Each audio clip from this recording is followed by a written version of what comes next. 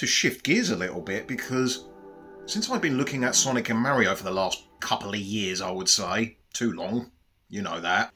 Now, last year I looked at Doom the Dark Ages for the sci-fi horror genre of video games, but now I want to take a look at that set up the real survivor horror genre in video games, Resident Evil.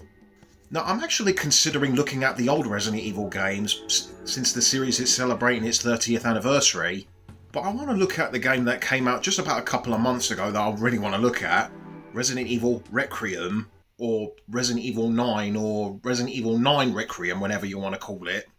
Now, despite being the 9th game in the series, it was about, I can count them into 11 main games. If you want to count the Resident Evil Revelation games, then I suppose they count as well. Whew boy, I've got so much to look at. Now, the Resident Evil series has been around since 1996, as the first game is the main inspiration of creating other survival horror genres on the map in video games. Now, Resident Evil 4 was my gateway to the Resident Evil series. Now, I didn't get to play the original GameCube version since I was really young at the time, because I remember looking at the official Nintendo magazines that was released in the UK at the time, looking at those 2 pages of the zombies in the background with this creepy one, which it didn't move me, but I didn't really get the chance. But until I got the Wii and I got Resident Evil 4 for the Wii, played it, and then the rest is history. This game would end up being one of my favourite games of all time, and I would then go on to play other Resident Evil games like Resident Evil 5. I didn't play 6 when it came out because it just didn't click with me for some reason. Then the series went back to a hiatus for a bit until Resident Evil 7 Biohazard came out, and that surely lifted the whole series up. And then I played Resident Evil Village when it came out, and then I was highly anticipated for the latest release of Resident Evil Requiem. Though, to tell you the truth, I didn't get the motivation to play the original Resident Evil games, classic Resident Evil, like Resident Evil 1, Resident Evil 2, 3, or Code Veronica. Now, I am going to look at them when I look into the Resident Evil series eventually. When Requiem was announced, I was hooked straight away, as I played through Resident Evil 7, Village, the remake of 2, 3, and 4, thanks to the RE engine. I automatically think that this game was going to be great. But how great did it end up doing so? Now, we're in control of 2 main protagonists, one new character named Grace Ashcroft, who is an FBI Analyst, and the returning veteran Leon S. Kennedy, back from Resident Evil 6. Well, without counting the remakes and considering the main continuity. Now, in the game, you have like 2 different styles you want to pick, like third person, first person, or you can play both depending on which your preference is. But for this game, I've done my first playthrough in third person, then I've done my second playthrough in first person, then I've done the third playthrough in third person just to show off the costumes and all that. But both perspectives works great, but I do have a little bit of issue with Leon's perspective with its first person camera while aiming. I'm not sure if it's just me, but I don't know if you guys feel the same. You can let me know down in the comments. Though I'm glad the game gives you the option of what you want to prefer. And plus, you can even switch it through the pause menu if you're not really uncomfortable with which gameplay styles you preference or not. Now, since it's the most recent game in this series, I'm going to give you a real spoiler because I will be spoiling the story elements of this game and other parts of the gameplay that's further into the game that I won't give out. So if you want to risk being spoiled, then watch it at your own risk. Or you don't want to be spoiled at all, then click off straight away. But I appreciate you guys coming by. So with all that said, let's take a look at Resident Evil Requiem. Okay, so we're introduced to the FBI analyst named Grace Ashcroft. Was sent to investigate a dead body at a hotel where her mother was murdered, as she has clearly have PTSD over this, but she's gone there anyway. After snooping about at the hotel, she was actually being set up and hunted down by a new villain named Victor Gideon, who is a former T-Virus researcher for Umbrella. Gideon is after Grace because she is the key for releasing a new virus called Elpis, the last biological weapon created by Oswald Spencer before Umbrella was shut down. Then as we take over as Leon, who was also investigating these strange murders occurring with these strange black marks, as he is also suffering a black mark himself, as he has no idea what's causing it. Leon is also accompanied by the returning Sherry Birkin from Resident Evil 6, who is also suffering from the black mark, and so she sends Leon after Gideon as there might be also be a connection to the murders and the disease they're carrying. Leon then come across Gideon as he has Grace on his shoulders, so then he uses his infected darts on the locals to turn them into zombies to slow Leon down. Though they are not your regular zombies, as they are actually a bit more of a personality, and I almost feel kind of bad for killing these guys. Messy!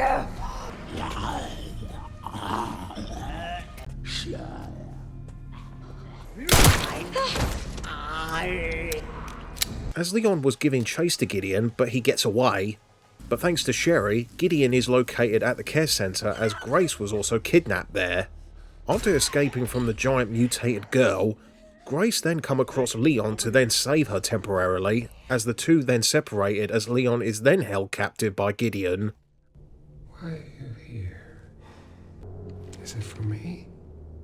When's the last time you brushed your teeth? You're a dead man walking. After escaping, Leon discovered Gideon's office, and after hacking in from the computer that Leon and Sherry finds out that it was the strain of the T-virus that is slowly spreading in their bodies, and it's only a matter of time before it will take over. Meanwhile, Grace, as she was finding her way out of the care centre, come across this little girl named Emily, as she is blind and looks a bit like her. Grace then saves her to make their escape via helicopter. As we all know, the biggest plague in Resident Evil is not the virus themselves, but being a helicopter pilot. Because in any other Resident Evil game, when you're a helicopter pilot, that usually means death sentence. So Leon then come across Grace once again to save her and Emily to hold off the ton of zombies. So Grace has gone on ahead and then gets the better of the giant girl monster, as Emily unfortunately is then dead, but then mutated into a monster of her own with a vagina for a mouth. So then Leon then takes down the mutated Emily, as Grace then can't help but then turn her back on the whole situation and doesn't want to know much of anything. So then she walks away from the whole thing. Before she can get any further, then encountered Gideon again, as she is, as I guess, persuaded to come with him as he is working for Wesker? Yes, Wesker has returned after he's blown in the face in lava back in Resident Evil 5. Okay, it turns out that he's not Albert Wesker, but named Zeno. Though I don't know if it was said out loud that if he was a clone, or it was the same Wesker that had a change of ID, and also smokes. So Zeno wants to bring Grace to show who she really is regarding Elpis by going back to Raccoon City after being nuked back in Resident Evil 3. So Leon learns the location, so then he follows their tracks. He also discovered that the BSAA are also in the city, with their campsite was abandoned, and turns out that the remaining soldiers were ambushed by Zeno with his powerful magnum gun. Leon then blows up the gate wide open and then get his motorcycle that the BSAA left for us. While on the way, Leon is then ambushed by Gideon with his zombie dogs in this fun yet bizarre chase sequence while riding through tight alleyways and jumping off collapsed building. So Leon took care of Gideon by shooting the fuel tank and falling off a highway. We then arrived at the RPD. Can't believe it's still standing. This feels very haunting going back to where it all began. Talk about deja vu. Oh, I can't wait to talk about Remake of 2. But in due time. So Leon manages to find Zeno and Grace at their RPD, where Zeno explains that Elpis is a weapon that has mind control and wants to use it as his own. Then Zeno showed Grace that she turns out to be a duplicate of test subjects for Elpis, and that Grace is the original, so that she can help unlock Elpis at the research facility known as ARC. So Leon has encountered Zeno. Before he gets the chance to do something, we were then introduced to... Holy shit, Mr. X! Oh my god, it's a sign! Anyway, after dealing with him, Leon then makes his way to ARC to save Grace from Zeno. Upon snooping around the Ark, Leon was then hunted down by these Umbrella Elite guards that came out of nowhere, and they were led by... Hunk? Wow, this game really is full of fan service, isn't it? But this is a great fight, doing axe-to-axe combat and a text of reflexes. Now, you can use your guns if you want, but really, why spoil the man-to-man combat? Kinda reminds me of the Krauser fight from Resident Evil 4. After dealing with Hunk, Leon then finally reaches the main lab where Elpis was kept, and then meet Zeno and Grace. Leon tries to have a gunplay against Xeno, which predictably Leon is out of his depth thanks to Xeno's teleportation abilities, so Leon and Grace manage to escape from Xeno for the time being. However, the infection of the T-virus in Leon is now on the verge of taking effect. After being knocked out for a bit, Leon decides to head back to destroy Elpis and have one last encounter with Xeno. So Grace tags along this time around so she don't want to have any more regrets. After being separated for a bit, Grace then discovered a footage of an interview with her mother and Oswald Spencer contained inside the disc her mother was hiding back at the hotel at the beginning of the game. Spencer sounded like he had a change of heart when it comes to giving people a second chance by undoing the wrong from the research for Umbrella. Now, I do have an issue with this part of the story, more on that after this. We also get a reveal that Grace is an adopted child belonging to Spencer and that Alyssa wasn't her real mother, which also confirmed that she also isn't a duplicate of herself, just pure human in flesh and blood. Grace then reunites with Leon to then confront Xeno. Depending on your action, you were given a choice to either destroy or release Elpis. Destroying Elpis would give you the bad ending, but you were supposed to release Elpis if you were paying attention to the interview with Spencer as a baby Grace he took in as he gives him hope. As hope is the password to release Elpis. Xeno then injects himself with Elpis to unleash its power, but the complete opposite happens, as if all of his powers were taken away as he is now just plain regular human, as Elpis is an antiviral curing anything infected by Umbrella. After Victor Gideon shows up after falling from the chase throughout the Raccoon City and missing an arm, Xeno is pretty pissed at Gideon as his research was wrong that Elpis isn't a weapon, as Gideon then pointed out that the files were obviously incomplete and that there were no connections between Grace and Emily. Dumbass! So Gideon wants to carry the torch for Spencer to destroy Elpis and let the world thrown into chaos and let the virus spread. Before Xeno could cut ties with Gideon from the connections, as he was then anticlimactically decapitated, and then Gideon sends the lad crumbling down along with Elpis. Let it all come down. All of it. Grace then injects Leon with Elpis to stop Gideon, as these two have one last encounter as Gideon turns to be a nemesis. You're so damn relentless.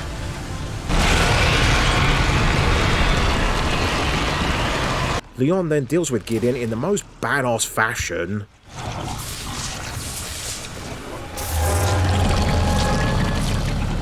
This time, you ain't getting back up.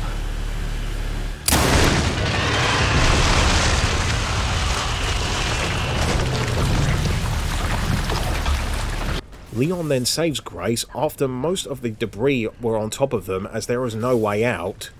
So the two then remain in darkness trapped forever. That is until the BSAA arrive to save the two, ordered by Chris Redfield, though you don't see him physically in the game. Maybe a side DLC story campaign in the future. Guess we'll find out. So with Leon and Grace rescued, the BSAA managed to obtain the remains of Elpis to cure the infected, including Sherry.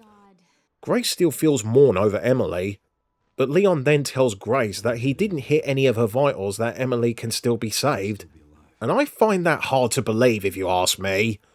I mean, how would he know if he didn't hit any of her vitals? Has he seen monsters like this before? I don't think so. And that's Resident Evil Requiem's story. Overall, nothing spectacular, but it's also stupid in Resident Evil fashion, as some moments where I found strange concerning the series' continuity. Like I mentioned with Oswald Spencer, where Elpis is the last virus ever created to give people hope. But in Resident Evil 5, Spencer's last act was to become a god to hit the T-virus worldwide. Also, what was Spencer's intention with all clones of Grace? Since this has nothing to do with Elpis' experiment, maybe it was his first testing for the T-virus of some sort and want to use them as test subjects, the sick fuck? Though this was never explained, maybe I should read through Grace's report that you can read in post-game. Maybe I can get a bit more of an understanding of what's going on here. Or maybe in a Resident Evil 5 remake, who knows. Also, the reasoning behind the nuke of Raccoon City all those years ago feels rather sloppy than interesting. as the United States government vaporized Raccoon City just to hide Elpis so that other governments worldwide can't get their hands on it. So if it wasn't for Elpis, would Raccoon City then be left as zombie-infested city? Or was it intentional to spread the virus in Raccoon City just to give them an excuse to nuke the city? If it's the latter, can we say overkill? This Wesker wannabe Xeno doesn't have the same aura as Albert Wesker from previous games, even RE4 Remake. I'm going to assume that he is a clone of Albert Wesker in some form or fashion, as Gideon mentioned that he is nothing but an imitation. So that the real Albert Wesker is still alive somehow and working for the Connections. But the characters are the real shining light. Victor Gideon, who I find more entertaining villains in the series, must be because of the voice acting by Anthony Byrne, who's done a fantastic job which gives me creepy vibes, while also in true Resident Evil fashion that sounds unintentionally funny. Rest now, Grace. We have so much to do. Is it for me? Is this where I conduct my research? I'd like you to come with me. Instead, Spencer gave us anarchy. You are nothing but an imitation. As for the new main protagonist, Grace Ashcroft, wow, what a first impression of the character. She loses her mother, well, her adopted mother, Alyssa Ashcroft, who was murdered during her younger years, and that she could hardly cope with her loss. And then throughout the game, you can tell starting with when she met Emily for the first time, I really like the bonding between the two, though it isn't much, but she has grown more as a character, and then at the end she ends up as a mother of her own in the end. By the way, I find it strange that they want to reference Alyssa Ashcroft from the Resident Evil Outbreak games, which I find strange that this game wants to make a reference of. I heard things about them, but maybe Alyssa was one of the more popular ones? I'm not sure. You guys better let me know down in the comments. So yeah, I would love to see more of Grace in the future games, as she gave a greater first impression than Ether Winters back in Resident Evil 7. Then Leon S. Kennedy, the same badass as ever. Even when he was on death's doorstep throughout the game, he isn't an all-round grump, he knows when to light up when it matters. He's even still a lovable dork we know and love. You know, I do have a question. When's the last time you brushed your teeth? Sorry, but I'm not on the menu. Are you okay? Me? I feel like $1 million. Now this also raised the question, is the likes of Chris Redfield, Claire Redfield, Barry Burton, Jill Valentine, and even Rebecca Chambers are infected with the T-virus as well? Are they going to be cured by Elpis as well? Then where are they now? Now we're speculating about what's going on in the future, as this seems to feel like a new story arc for these sets of games as who the Connections are. Is this a copy of Albert Wesker, and who assembled these Umbrella Guards? I'm sure all that will come in due time, but as of now, despite a few problems, I have fun with the story. It does have moments where I find entertaining, where it was so badass and so stupid at the same time, where I'm like, get out of here, but I love it nonetheless. This game looks amazing with the environments, though the section in Raccoon City can feel a bit dull with a lot of brown all over the place.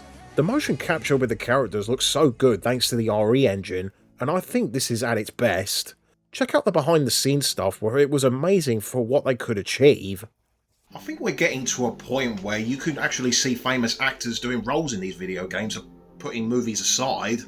Now we already have Keanu Reeves taking the role of the new John Wick game coming out soon, and I wonder if that will be a gateway for more famous actors coming in video games. Now as for the game, you're in control of Grace and Leon in two different perspectives, in one single playthrough. Grace's perspective more plays like classic Resident Evil, where you immerse the atmosphere and reserve ammo for the amount of zombies you encounter. Then with Leon, it's more like Resident Evil 4 Leon, where it's a bit more action. And there were worries about how you balance between the two, and I can get why that is. Scaring both sets of fans like everyone prefers one style over the other. Now, from my point of view, I love both. Like playing Resident Evil 4, 5 and beyond that, and even the remakes I played that are great games on their own, but will it work between two sets of perspectives? And will it please both sets of fans? Well, since I'm here to answer that for you guys, I would say, yeah, it does. I think this is one of the best Resident Evil games I've ever played, but I don't think it even beats 4 in my opinion. Well, the original 4 I'm talking about. I think the game does a really good job in balancing Leon and Grace. You do start the game by controlling Grace for the first half of the game, and then you can control Leon while Grace is out of the picture. And the gameplay length between the two is just about right. But I'm not gonna lie, when I controlled Leon for the first time, I was mad nervous for the rest of the game. Like it was too action heavy, and I'm like, oh, the whole Leon scenario is gonna be like this, isn't it? We're going back to the Resident Evil 6 direction. But thankfully, that's not the case here. Well, sure, the beginning part of Leon was a little bit action heavy, but in the second half of the game when you approach Raccoon City for the first time, it does know when to slow down. So it's kind of a fine balance. Grace starts pretty much naked at the start of the game. You're equipped with a Requiem Magnum gun with 1 bullet. So then I encountered the chef in the kitchen and used the bullet on him, as other Magnum bullets can take care of every other zombies in 1 hit. But he turns out to be a bit of a bullet sponge. But you do get a handgun in the next room, so it is a smoother ride from here on. But you still need to conserve bullets, as this is like classic Resident Evil. But it's not just about using guns when it comes to Grace's part of the game. Grace can get the hemolytic injector, as this allows you to inject it into infected zombies and make them explode, making them for great stealth kills. Jesus, what's in that thing anyway?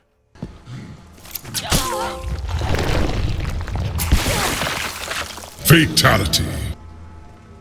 But Grace has a form of crafting weapons in this game's new blood collecting. Huh? How does crafting weapons work with blood? Video game logic, I suppose. Anyway, you can craft bullets by finding scraps scour around the place and make them with the amount of blood you can craft it with. And you can find portions of blood around the place. Even killing zombies can give you a little bit of a portion to fill up the meter. You can also craft med injections by finding green herbs around the place, and there is no red or yellow or blue herbs in this game, which throws me off at first. I was getting green herbs in a few places, and I'm wondering, okay, where are the red and yellow herbs? Until I realised that when I opened the crafting menu for the first time, that they are not in this game, which is off-putting to me, as other Resident Evil games had different coloured herbs since the beginning. I don't have a problem with them not being in the game at all, it's just something I just noticed. Anyway, I really dig the blood collecting in this game. Crafting ammunition when you really need it most if you're really running out of ammo, once you save the piece of scrap in your inventory. I mostly use it for the hemolytic injectors, as I get a lot of satisfaction for stealth kills in this game. Or I can craft a few bullets just to make room for my blood meter if I come across any blood buckets, then I can refill it. You can also craft bottles variations, and by that I mean 2 of them.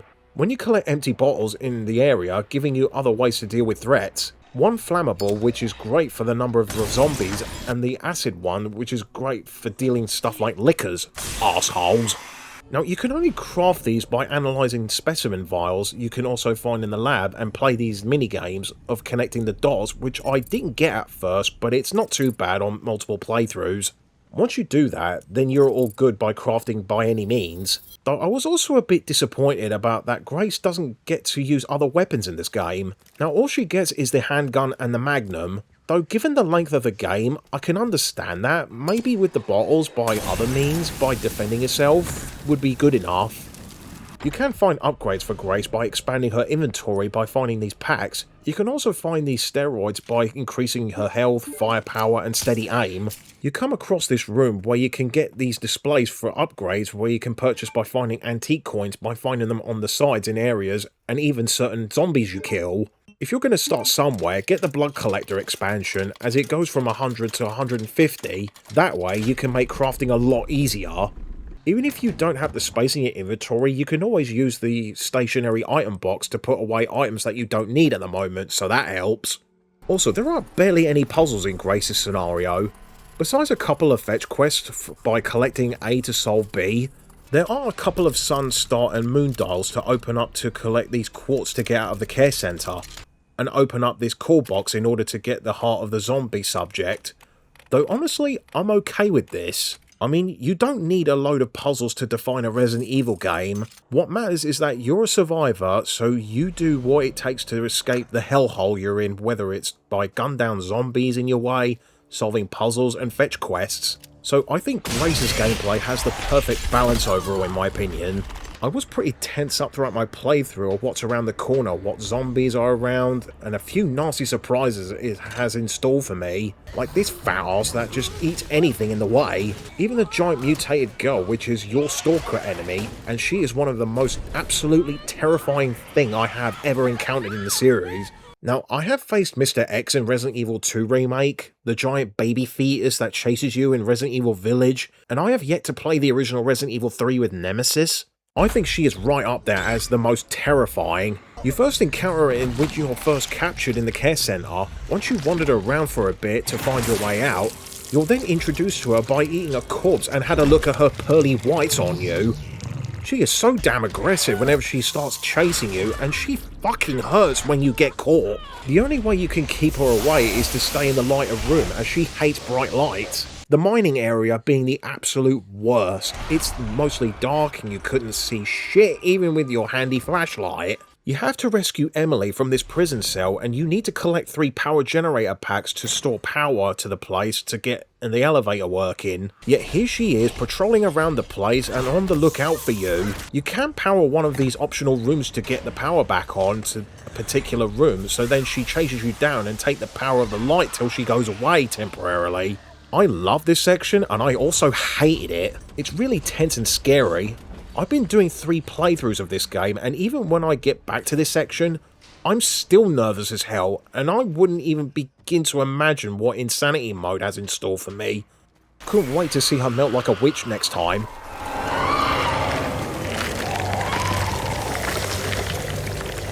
Sorry, I'm getting a little off track there. Now the MVP, Leon. I mean, if you love Resident Evil 4, you're certainly gonna love it here. Leon actually has more variety of weapons to work with than Grace, with shotguns, submachine guns, sniper rifles, and you even have a hatchet instead of a combat knife from Resident Evil 4. But I think the hatchet is a lot better than the knife. Like the RE4 remake, you can parry enemy attacks if you time it just right, and it's still satisfying to do.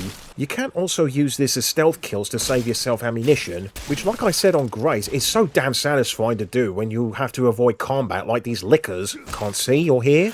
No, you never will. You still have a durability meter, and it will break after enough use.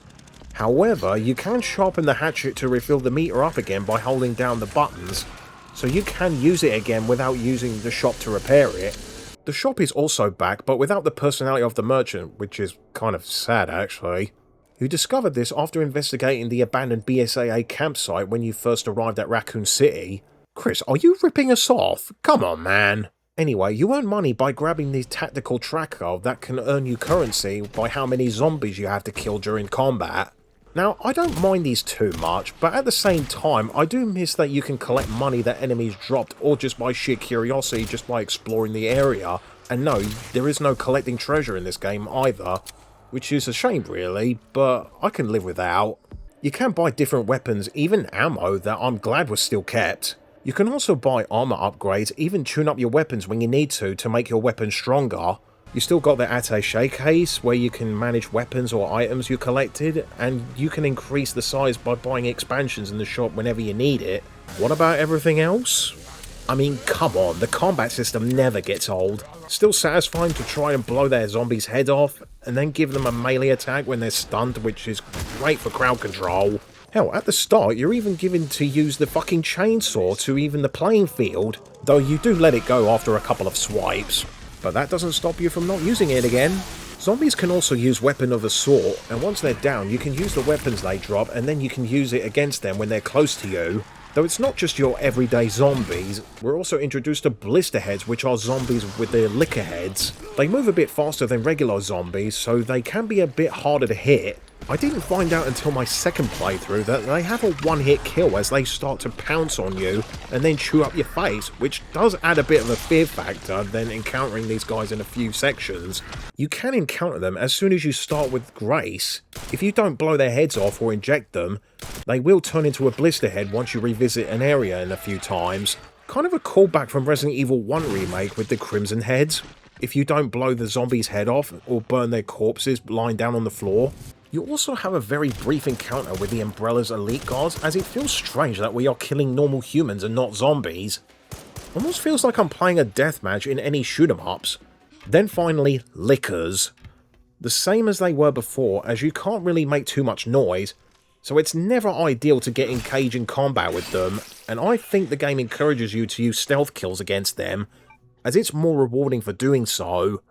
I mentioned how much I enjoy the fight with Hunk earlier, but the boss fights in general are great, full of excitement and intensity as you're trying your best to survive.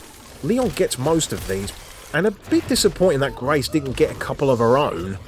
But I really enjoy the girl stealth boss fight before escaping the care centre.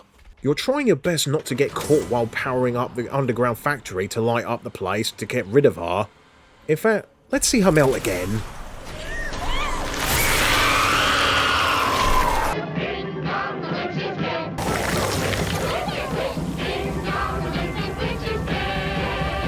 The highlight for me is facing the Super Tyrant. This fight feels like it unlocks the potential of what combat can do, by using your hatchet to block attacks when he charges at you, avoiding cars that he throws at you, which I'm not very good at doing.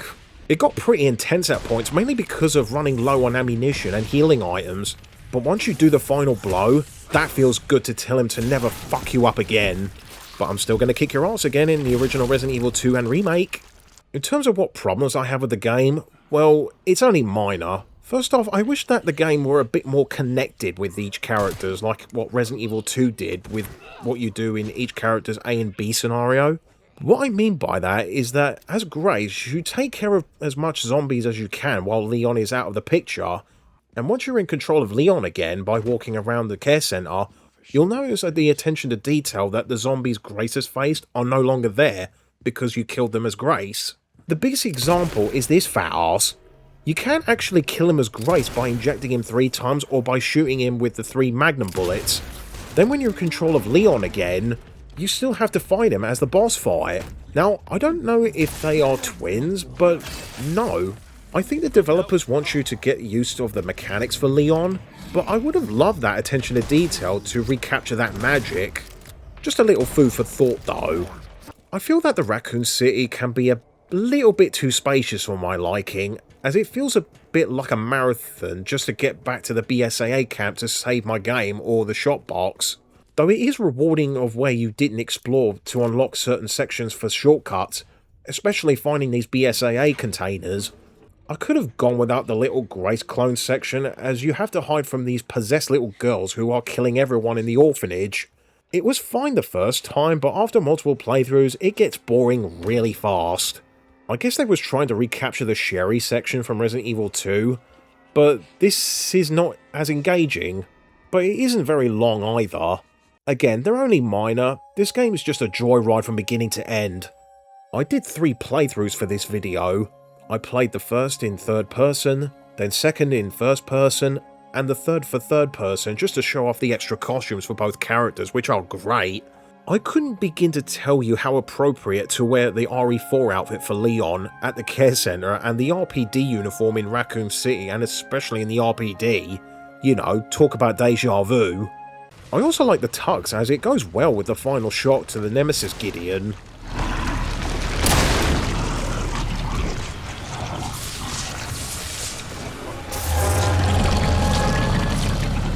This time, you ain't getting back up.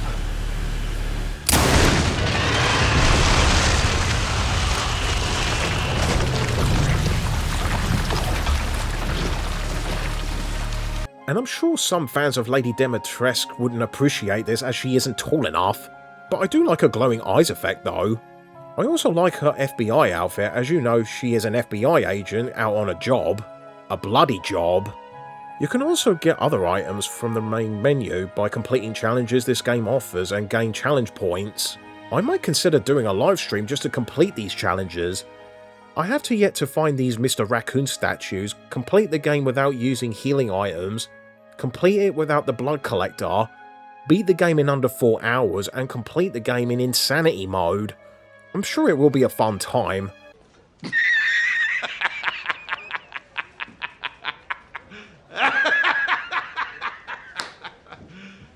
You serious? Wow, what a game. This is definitely in my top 5 or 3 Resident Evil games. I'll have to think this through though, because I want to play all the mainline games just to give a definite answer. But as of now, Resident Evil Requiem is a great game that you should buy even if you're not a Resident Evil fan. This game I think has the perfect balance of playing between Leon and Grace. The attention to detail of tricks with both characters throughout the game, and that I didn't know until I find out a few clips on YouTube, encourages me to try them out myself. That gives this game more of a replay value. Grace is a great addition, I hope we see more of her. I couldn't wait to see what Capcom offers in the future for Resident Evil 10, whatever that will end up being called or whenever that would happen. But there is DLC for this game on the way in the next month or so. I can't wait to see what they offer in the new story expansion. Maybe after reviewing all the Resident Evil games, and maybe I'll give an updated thoughts on this game. Also, there's no Mercenaries mode. They brought this mode back from since Village and all of a sudden they stopped there. I guess they'll add it as DLC, but we'll see. But until then, go buy Resident Evil Requiem, it's definitely worth it. But in terms of the next Resident Evil, I've got a pretty good idea that the next couple of games will be a couple of remakes like Code Veronica or even maybe Resident Evil 0, which both games had their own pros and cons. I think they're both like the lowest points from what I've heard. But I think it's a safe bet the next one's going to be the Code Veronica remake, because I see in the game there's similarities from what I've heard of what Code Veronica has. First half in the game you're in control of Claire Redfield, then the second half you're in control of Chris. Also, give us a better Wesker, because this Wesker in this game sucks. But until it happens, if it happens, I couldn't wait to talk about the old games and see where I rank them for its 30th anniversary. So with that said, I will see you next time. If you like this video, hit the like button, and if you want to see more videos like this, hit the subscribe button if you want to see more Resident Evil content that I might make in the near future. Now, I've done a live stream playthrough of Resident Evil 4 before the celebration of this game's release, so make sure to give that a watch if you want.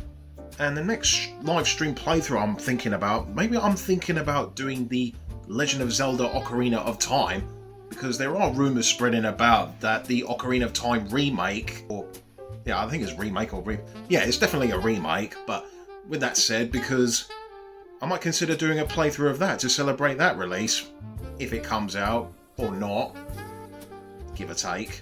Even share this video, spread out to your friends, family, or your Nimbai zombies if you apparently for some reason run into one, without getting bitten of course. So with all that said, it's Jacko's therapy session. I hope you're satisfied. I'll see you soon. Take care of yourself.